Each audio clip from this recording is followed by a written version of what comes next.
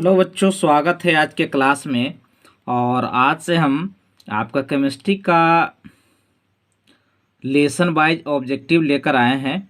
और देखिए बच्चों, पहला जो हमारा जो टॉपिक है ये है हमारा ठोस अवस्था, यानी सॉलिड स्टेट कहते हैं इसको बच्चों। और इसी का हमने वीवीआई ऑब्जेक्टिव प्रश्न लेकर आया हूँ जो आपके एग्जामिनेशन के लिए काफ़ी उपयोगी साबित होगा बच्चों। तो चलिए आज के क्लास की शुरुआत की जाए। और प्रत्येक लेसन में 30 से 35 ऑब्जेक्टिव रहेंगे, जितना भी हमारा केमिस्ट्री का लेसन है। ठीक है, तो चलिए बच्चों शुरुआत करते हैं आज के क्लास से। अब देखिए, पहला कहता है बच्चों सोडियम क्लोराइड का जालक है। पहला ऑप्शन है षटकोणीय, बी है अष्टफलकीय, सी है चतुष्फलकीय और डी है बच्चों वर्ग समतलीय। ठीक है, ये पहला प्रश्न है बच्चों जो आपको काफ़ी दिख रहा होगा। ठीक है, तो चलिए इसका आंसर जानने के लिए तैयार हो जाइए और आज से हमारे साथ आप लगे रहिए। ठीक है, तो बच्चों हम पहला का अब आंसर कहने जा रहे हैं कि देखिए सोडियम क्लोराइड का जालक जो होता है बच्चों अष्टफलकीय होता है, यानी कि ऑप्शन नंबर बी होता है। ठीक है, ऑप्शन नंबर क्या होता है तो बी होता है। बी को हमने टिक किया। देखिए दूसरा प्रश्न भी आपको दिख रहा होगा, कहता है NO2 में यानी सोडियम ऑक्साइड में सोडियम की उप सहसंयोजन संख्या क्या होगी। पहला ऑप्शन है 6, दूसरा है 4, तीसरा है 8 और चौथा है 2। ठीक है, ये भी काफ़ी अच्छा प्रश्न है बच्चों। ठीक है, तो चलिए हम इसकी शुरुआत करते हैं। ये दूसरा नंबर प्रश्न है बच्चों, और ये दूसरा का हमारा जो है ना ऑप्शन नंबर ना बी होगा। नोट करते जाइए, कलम और कॉपी साथ में रखिए। ऑप्शन नंबर बी है ना, बी को हमने टिक किया है। बी ऑप्शन नंबर इसका करेक्ट आंसर है। ठीक है, आगे बढ़ा जाए। अब देखिए धीरे धीरे आगे बढ़ते हैं और हम तीसरे नंबर प्रश्न को आपके सामने रखते हैं। ठीक है, तीसरा नंबर प्रश्न आपके सामने देखिए आ गया। तीसरा नंबर प्रश्न देखिए बच्चों क्या कहता है। कहता है ना कि ब्रैग समीकरण है ए बराबर n lambda d sine theta, B बराबर है आपका एन बराबर 2d साइन थीटा, सी बराबर है बच्चों एन लैम्डा बराबर 2d और डी बराबर है बच्चों एन लैम्डा बराबर 2d साइन थीटा। ओके, ये तीसरा प्रश्न है बच्चों आज के क्लास का। और प्रत्येक लेसन में आपको 30 से 35 ऑब्जेक्टिव रहेंगे जो आपके एग्जामिनेशन के लिए काफ़ी उपयोगी साबित होगा और लाभदायक होगा साबित होगा बच्चों। और ये सभी प्रश्न को हमने काफ़ी सोच समझकर, ठीक है, अपने कंसेप्ट के हिसाब से, एक्सपीरियंस के हिसाब से सिलेक्ट किया है। ठीक है, तो चलिए बच्चों इसका आंसर जानने के लिए तैयार हो जाइए कि तीसरा नंबर का ऑप्शन नंबर ना डी, ऑप्शन नंबर डी। ठीक है, ऑप्शन नंबर डी मैं टिक कर रहा हूँ। ऑप्शन नंबर डी जो है इसका करेक्ट आंसर है बच्चों।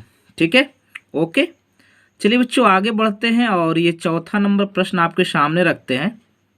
ठीक है, चौथा नंबर प्रश्न देखिए आपके सामने आ गया। ठीक है, नहीं आपका सस्पेंस अब जो है ना खत्म हो गया। ठीक है, क्या क्वेश्चन कहता है। क्वेश्चन कहता है कि निम्नलिखित में से, ठीक है, किस धातु का समन्वय संख्या 8 होती है। ठीक है, क्वेश्चन एक बार फिर से, निम्नलिखित में से किस धातु का समन्वय संख्या जो है वो 8 होती है। पहला है बच्चों के यानी पोटेशियम, दूसरा है बी यानी कि आयरन, तीसरा है जिंक और चौथा है एयू। ठीक है, तो ये हमारा इसको गोल्ड शायद कहते हैं।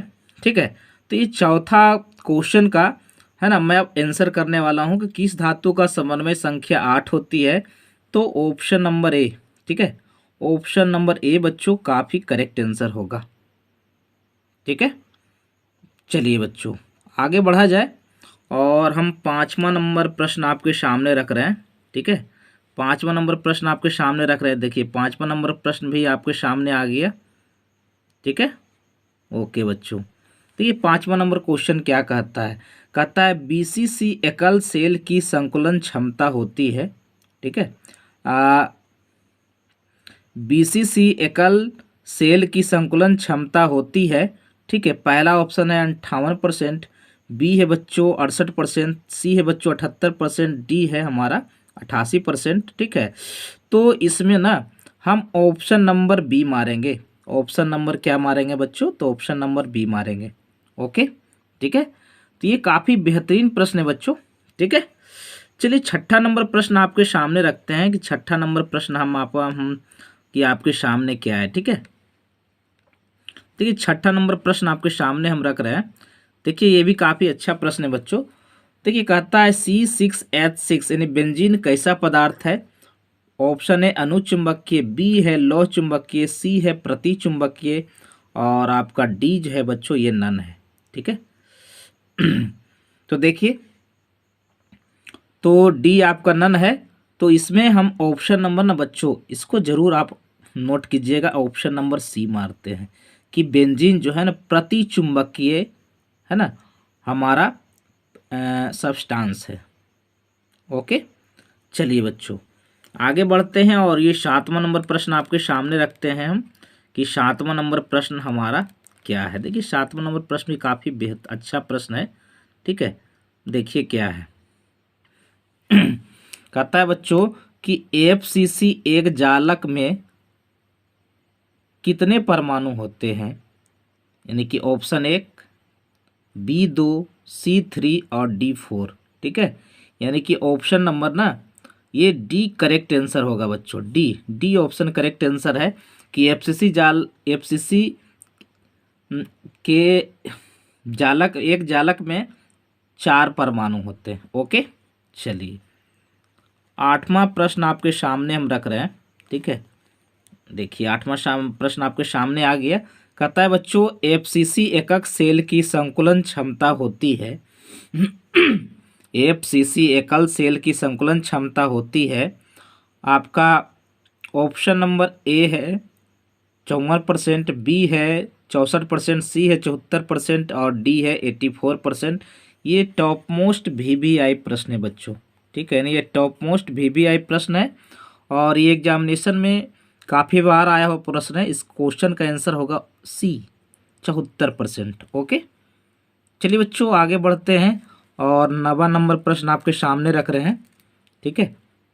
कहता है सिंपल फ्यूबिक एकक सेल की संकुलन क्षमता होती है। सिंपल क्यूबिक है ना एकक सेल की संकुलन क्षमता होती है। ए ऑप्शन है 20%, बी है 30%, सी है 52%, डी है 62%। तो इसका ऑप्शन नंबर सी बच्चों करेक्ट आंसर होगा, ठीक है।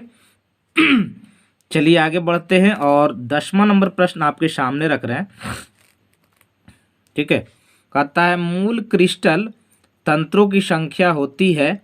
ए ऑप्शन है 4, बी है 7, सी है 14, डी है 8, ठीक है। ये भी VBI प्रश्न है बच्चों, ये भी ना VBI प्रश्न में इसको हम शामिल कर सकते हैं। यानी कि मूल क्रिस्टल तंत्रों की संख्या जो होती है बच्चों 7 होती है। ओके, तो ये हमारा 7वां नंबर प्रश्न था बच्चों। अब हम बच्चों आगे बढ़ते हैं और थोड़ा क्लास को रोमांचक दौर में पहुंचाते हैं। ओके, और हम 7वां नंबर प्रश्न आपके सामने देखिए रख रहे हैं, ठीक है। देखिए ओ सॉरी 10 नंबर तो हो ही गया। चलिए देखिए 11वां नंबर प्रश्न, ठीक है।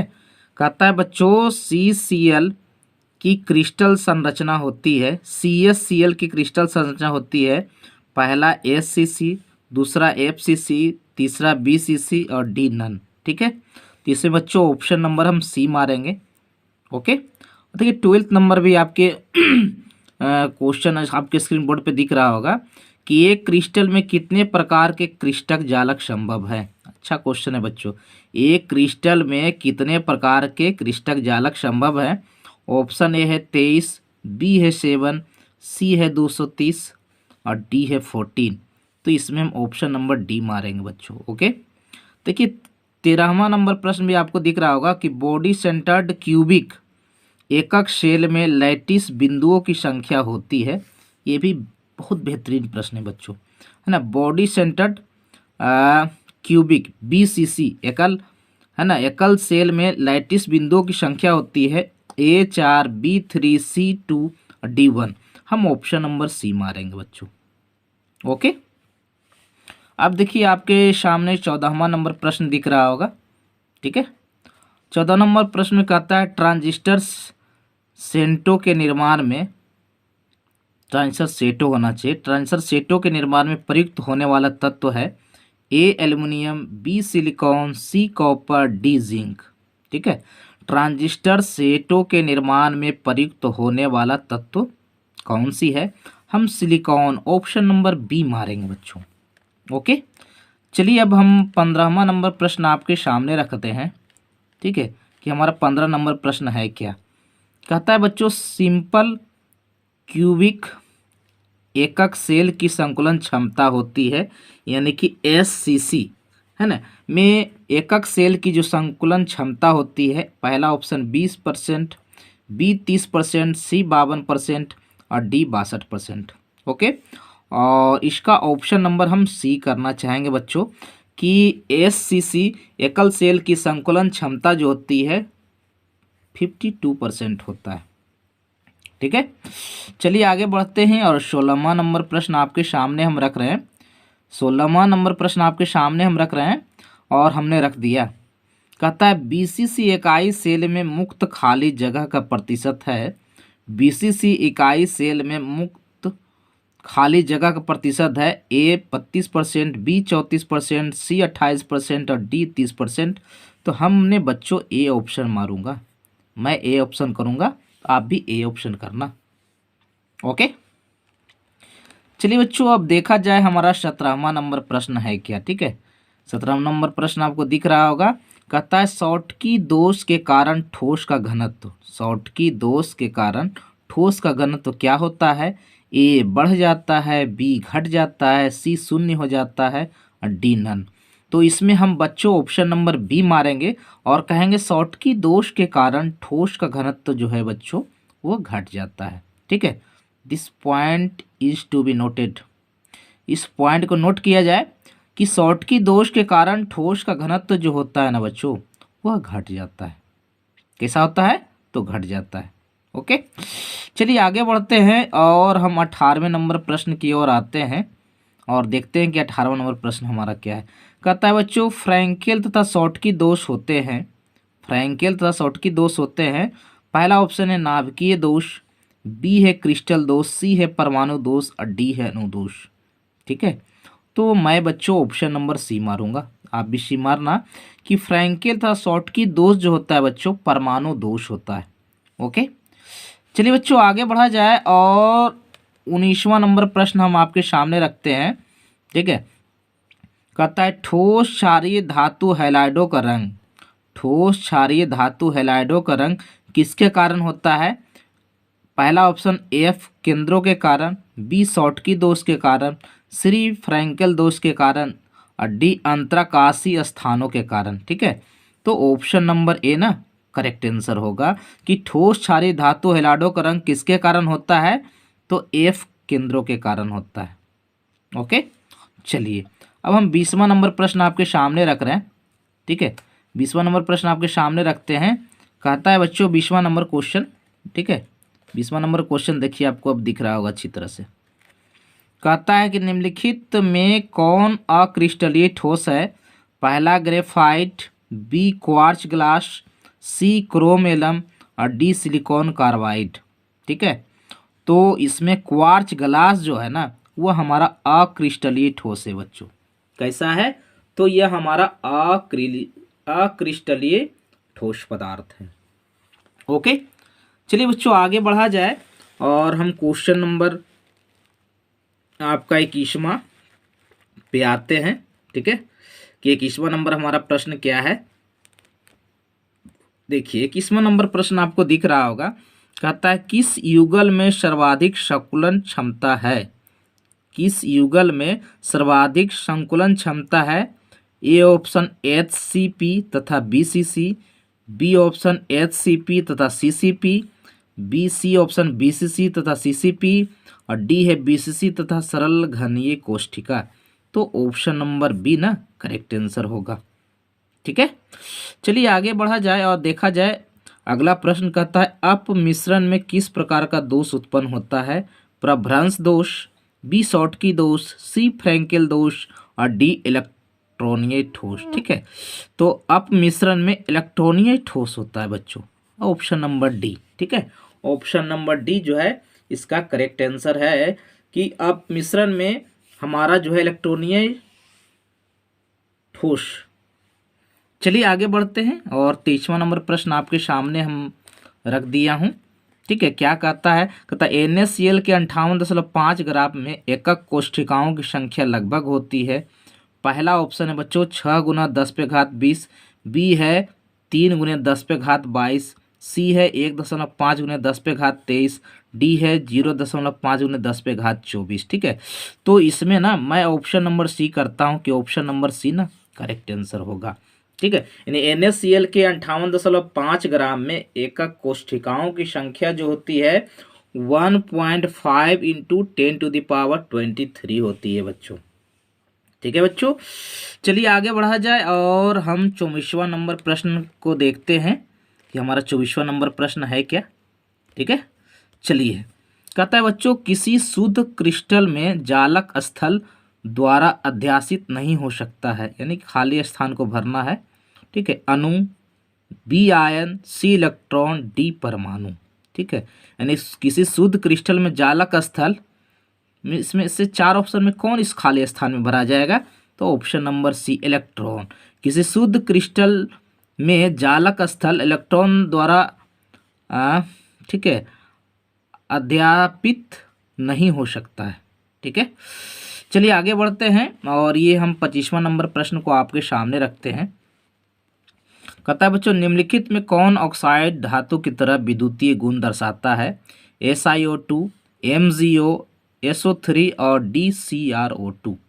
ठीक है, तो देखिए हमारा ऑप्शन नंबर डी ना करेक्ट आंसर होगा।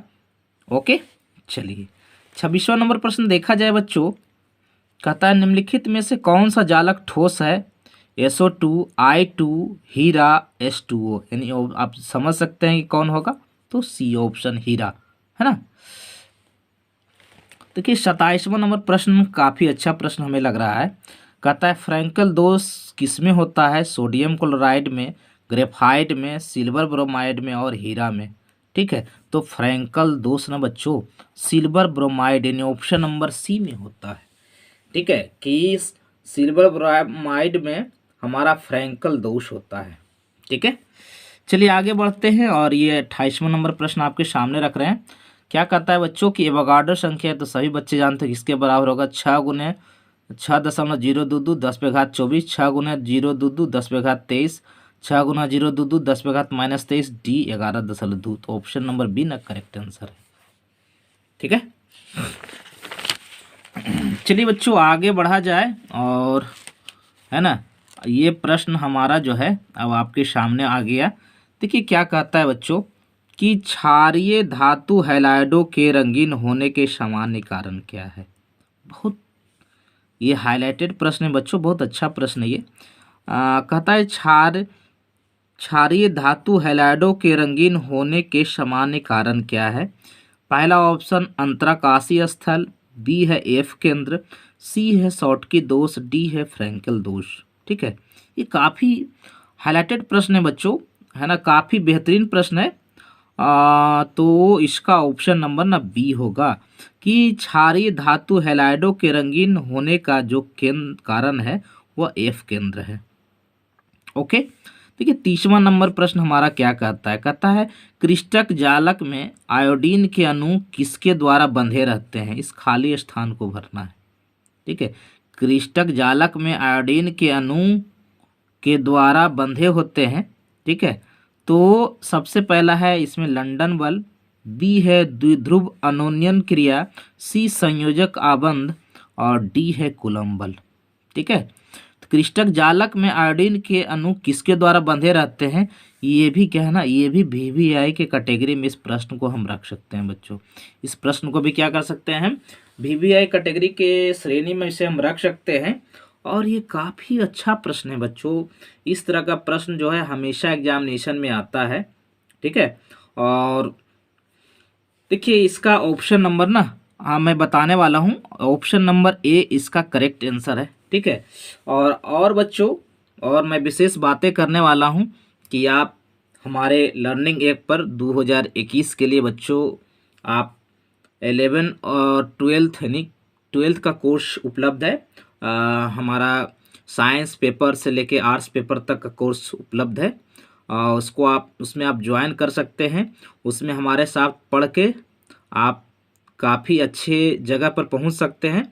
हम ड्रीम क्लासेस के टीम में से एक होने के नाते, ठीक है, मैं ये कहना चाहता हूं कि हमारी टीम ने इस पर काफ़ी मेहनत किया है, ठीक है।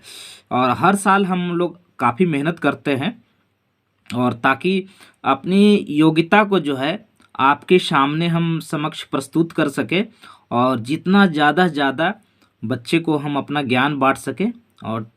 और अभी क्या है ना बच्चों कि हमारा क्या है ना कि जैसे जैसे एग्जामिनेशन का हमारा दिन नज़दीक आते जाएगा, फ्रस्ट्रेशन दिमाग में बढ़ते जाता है।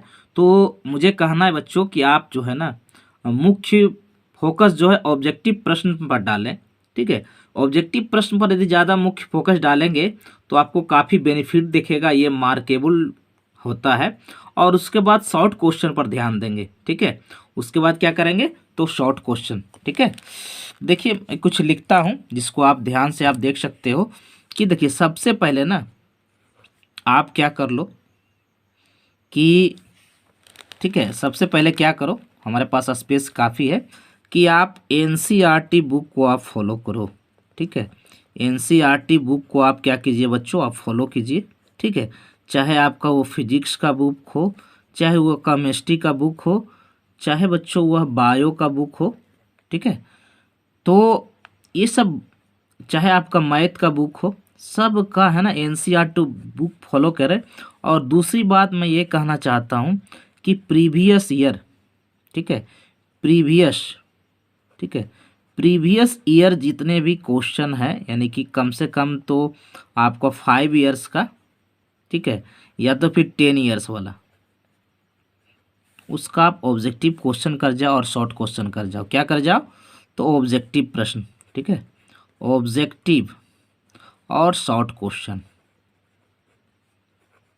ठीक है।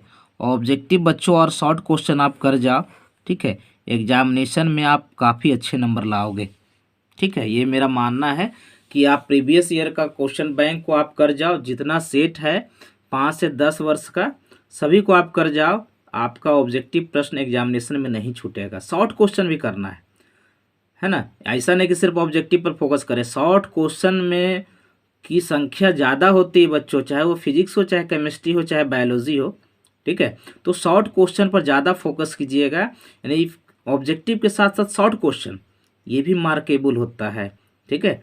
तो बच्चों इतना मैं इसलिए कह रहा हूँ ताकि आप अच्छे से लगन से मेहनत कर सको और एग्ज़ाम में अच्छे नंबरों से पास कर सको, ठीक है। और विशेष मैं क्या कहूँ, ऐसे मुख्य मैंने जो बातें बोला है ना, उस पर ज़्यादा फॉलो करो कि एनसीईआरटी बुक प्लस ये previous year, NCERT book plus ये प्रीवियस ईयर क्वेश्चन, ठीक है। और प्रीवियस ईयर क्वेश्चन से ये ऑब्जेक्टिव क्वेश्चन और ये शॉर्ट क्वेश्चन, ये ऑब्जेक्टिव क्वेश्चन बच्चों और ये शॉर्ट क्वेश्चन सारा आप कर जाओ, ठीक है। सारा आप कर जाओगे तो इसका बेनिफिट आपको एग्जामिनेशन हॉल में मिलेगा, ठीक है। इसका बेनिफिट कहाँ मिलेगा बच्चों, तो एग्जामिनेशन हॉल में मिलेगा, ठीक है। तो बच्चों मिलते हैं हम अगले क्लास में, और अगले क्लास में बच्चों हम आपको लेसन 2 लेकर आएंगे और उसमें भी आपका एग्जामिनेशन के पॉइंट ऑफ दृष्टिकोण से काफ़ी बेहतरीन प्रश्न रहेगा और काफ़ी उम्दा प्रश्न रहेगा, ठीक है। और इसी तरह से हम आपके साथ आते रहेंगे, ठीक है। और विशेष क्या बोलूँ, मिलते हैं बच्चों।